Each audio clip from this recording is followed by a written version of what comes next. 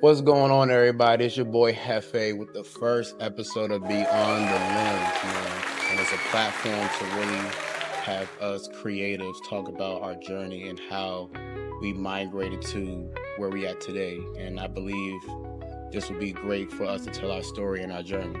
So starting off episode 1, I got my boy Mel in the building, Omelly Productions.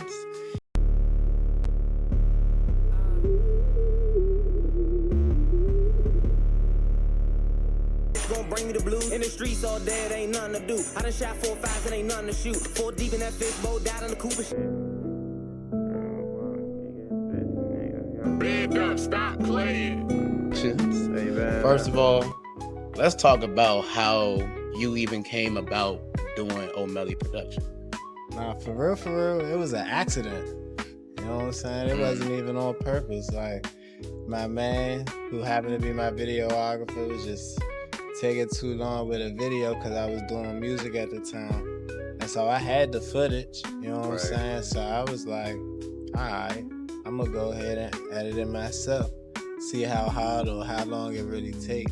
And then I ain't do a terrible job, you know what I'm saying? So he ain't have to really go back, work on it, nothing like that, fix any corrections. So from there, and then I was just watching him edit videos like every week.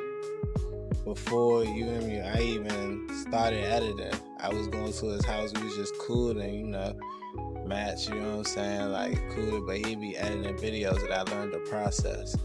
From me learning the process, I was like, all right, let me do it myself, and I ended up doing an eye job. And I was like, man, I might as well keep going. What software was you using? At that time, I edited that first video on like Film Roma or something. Roma? I swear. I don't know what that is. Exactly. But I quickly switched to Final Cut. Still use Final Cut? Mm-hmm. I be thinking about graduating to Premiere because I know what I do would be made easier with Premiere because of the software and how they automatically select certain things, and you know what I'm saying, it make masking and what I do as far as music videos a little bit easier. Yeah, actually, speaking of masking, bro, that is like not my strong suit. Like the key, like the keyframe, bro. Mm-hmm. Like that is editing is already tedious as it is. So you keyframe is fire. I'm not even gonna take that away. That's the fire ass edit. But to like sit there and do it take a minute, right? Like you trying to mask into somebody's eye or whatever, just for transition to another scene. I'm like, dude, like for someone to sit and lock in like that is crazy. I do it like every 5 frames. I do the keyframe, the points, reset the points. But I know people that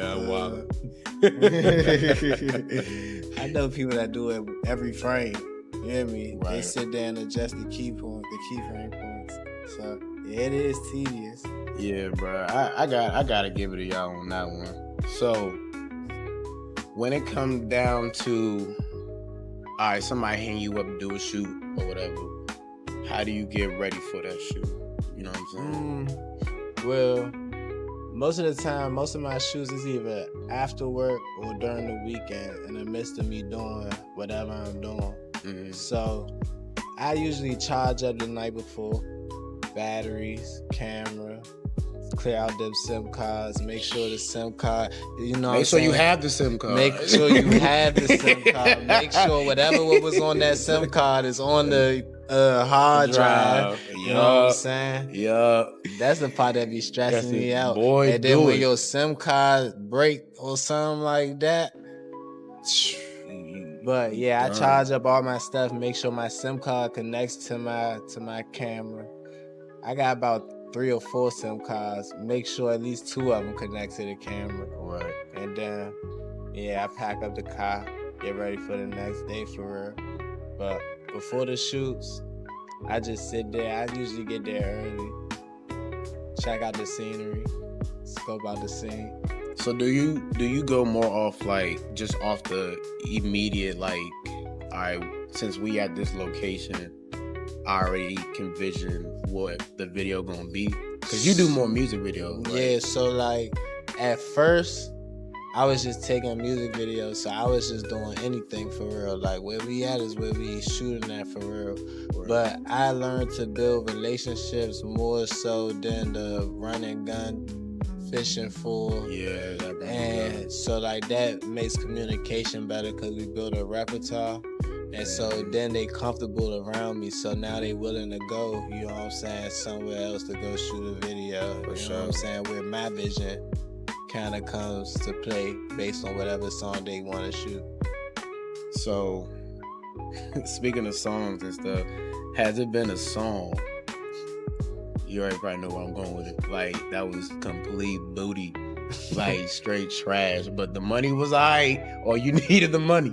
Nah, it do be videos like that. Them Jones get sent away though. You know what I mean? We line those up and send them off to the next person to finish that up for sure. Okay. Collaborate and network. Yeah. Nigga trying to finesse out the Them joint. Jones be giving a brother a headache.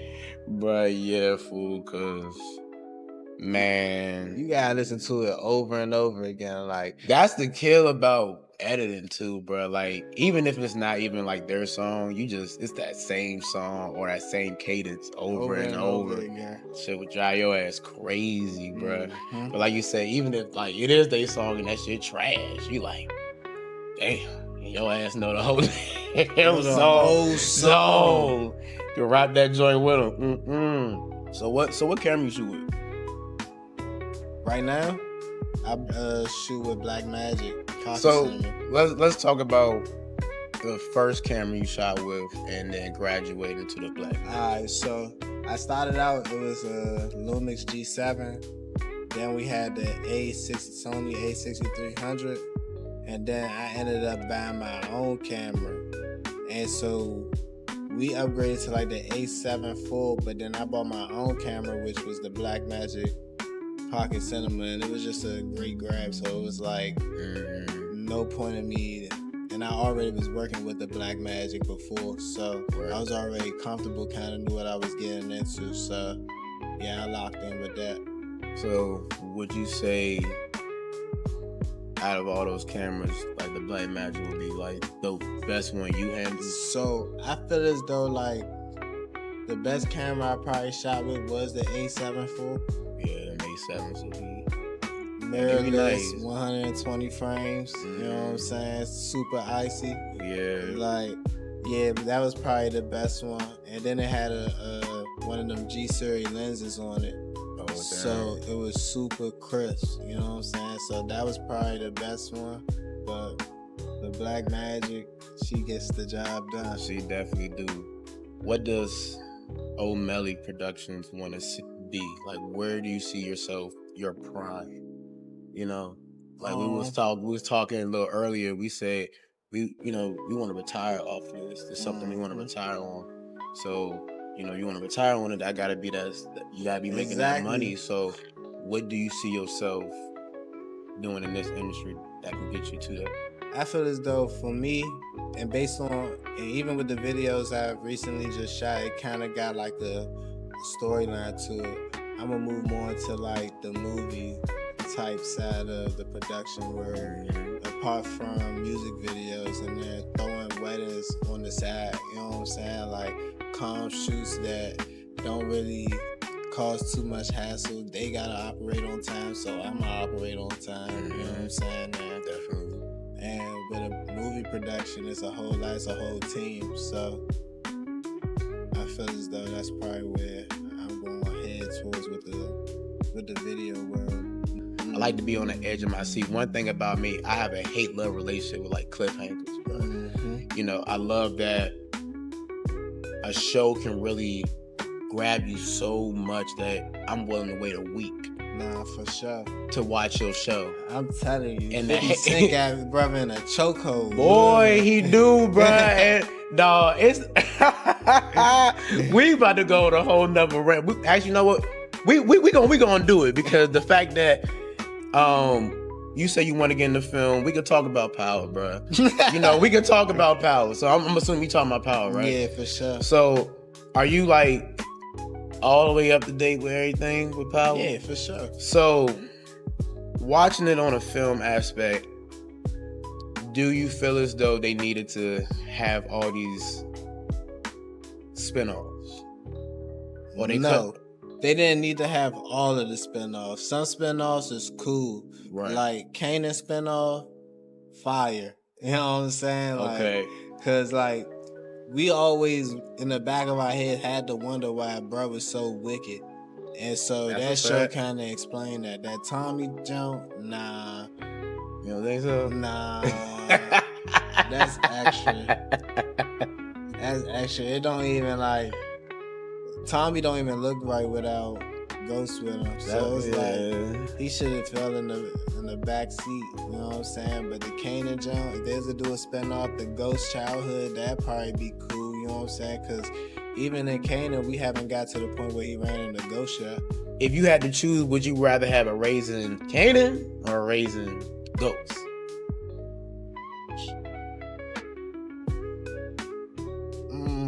I feel because we already seen Ghost in his adulthood, Kanan was the right recipe. You think so? I think Kanan was the right recipe. Kanan is wicked. His life is wicked. Is, bro. But I be like, bro, how did this man Ghost? Like, Ghost was like, he did it for shows, like, bro. Yeah, like he was the top of the like pyramid. Like, I hate that whatever they had going on, like, killed the relationship with them because, like, I don't think he was supposed to get killed off the show. In my top 5 shows you get inspiration from to do your own film. I think that's better. Movies, I'd say like Transformers, one of the movies that I look at the videography and even all of the effects that they put in there, and it kind of put it in reality of just how much you could do, because they probably use Premiere and Final Cut just like us. You know what I'm saying? They just have better software, better plugins. They use Avid. I ain't never even heard of that. Oh man, that's where most of the if it's a movie, it's gonna be on Avid, AVID.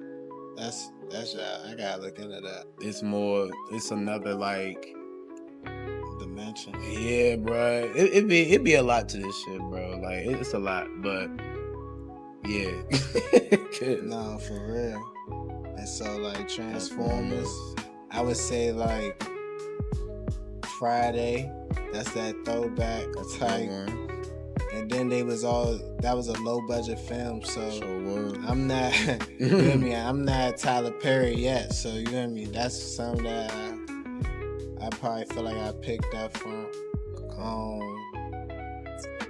let's see, a TV show, my work, my storylines. Damn, what is that?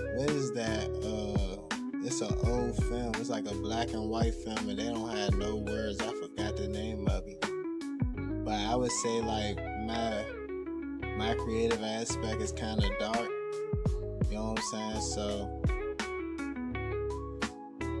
I really go for like a creepy type vibe when it comes to my videos that I'm personally making. Like, even with like no, for real, like the storylines I did do, it was like somebody slamming out their man. You know what I'm saying? Everybody in the video gone except for one person.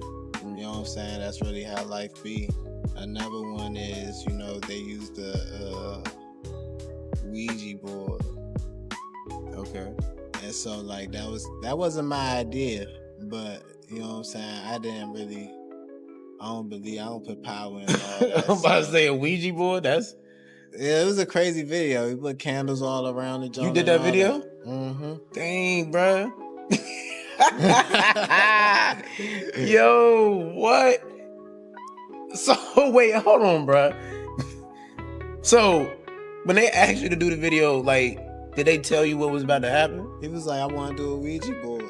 He like, y'all on the phone. Like, we on FaceTime. FaceTime. He like, yeah, bro. He like, bro, I'm about to go buy a Ouija board, bro. I'm like, for what? He like, for the video, bro. He was like, I'm trying to talk to you know what I'm saying? I'm like, what, fool? He like, yeah, bruh. Come on, bruh. We gonna be still do it. We locked in at 7. You hear me?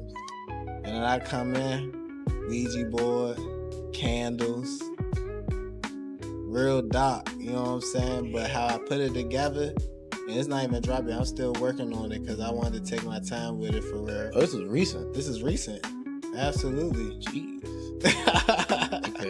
Okay, go ahead. And so, yeah, that was like a little dark storyline, and I feel like it kind of like activated my sci-fi, you know, trying to keep the vibe going of what he was going for. And you know, I'm looking like, wow, you know what I'm saying? Like that's crazy, but like there's no like kind of ending when it comes to film, you know what I'm saying? Like how to tell a story is crazy. How I might look at that like, whoa, what? Like there's people who have certain views and certain like what they trying to look at, you know what I'm saying? And like you said, that even activated you to be like, you know what? I could do something with that, or like, you know, inspo. You know what I'm saying? Like we saying. So like that it's different. That's why I'm just like different. I'm like, what? Because like what would you say is what was your most challenging shoot that you ever done? Most challenging shoot? Would it be that one? Nah, that wasn't the most challenging shoot.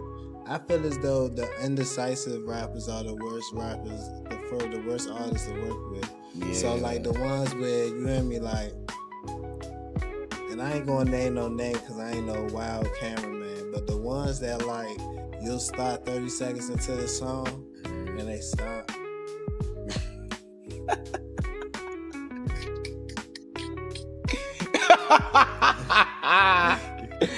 Nah, go ahead though. You feel what I'm saying? Like, they stop. Now you like, bro, what are you doing? You know how we shoot, we run all the way through. They're like, oh, my bad. And then like we go to the next scene and they do that shit again. They just wait 45 seconds this time. You know what I'm saying? Like, little burnt artists, you know. These artists now, and I'm talking about artists because that's usually what I work with. I did like a few wedding shoots, a few family reunions, but those are all pleasant. Right. Those are all pleasant experiences. Exactly. You know what I'm saying? So, but the videos, the high artists, you hear me, can't get nothing done. You know what I'm saying? Can't finish nothing. Those and all. Stay off them drugs. Fitting all kills. You feel what I'm saying? Stay off that shit, man. Yeah, stay off them drugs, man. We be looking at y'all like y'all crazy. I'm trying to tell you. So yeah, those probably definitely the worst shoots to deal with. As a person in this field, what do you feel as though is the top 3 things you should know when coming in this industry? Customer service is your number 1 priority. That is definitely. So if you think that you're not gonna have to deal with people, like, you're gonna have to deal with people. Sometimes you're gonna have to let it go. Sometimes you're gonna have to admit when you're wrong. Take accountability. But sometimes you gotta take it all the way there. And it might just be, you hear me, both of y'all just going on each other for a cool 2 minutes. But man, respect man. And you know what I'm saying? Like, eventually it calm down and you might work again. But customer service definitely gotta be a top key. Secondly, don't stress over the type of camera you got. I was told early that a good videographer, photographer, they could make any camera look like state of the art. That's a fact.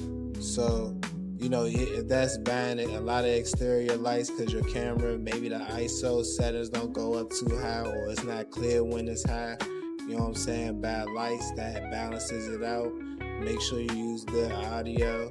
Make sure, you know what I'm saying, it's not too smoky, too much going on in the room. And you gotta learn your camera. You gotta learn what you're comfortable with. Right. If it's freehand, if it's putting it on a gimbal, if it's using a stand, you know what I'm saying? Even if it's all 3, you know what I'm saying? Just gotta figure out what works for you. Third thing, don't take nothing to heart.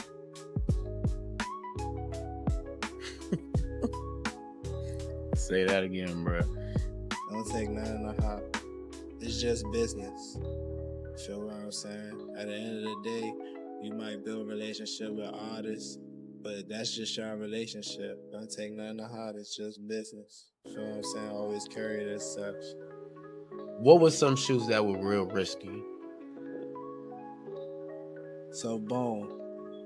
This was probably the most like anxiety-driven shoot I've ever experienced in my life. So we work with well-known artists in the city, and he was doing a song where he was mixing in with another community in the city, and so basically we started uptown, and then we went back to the south where he at.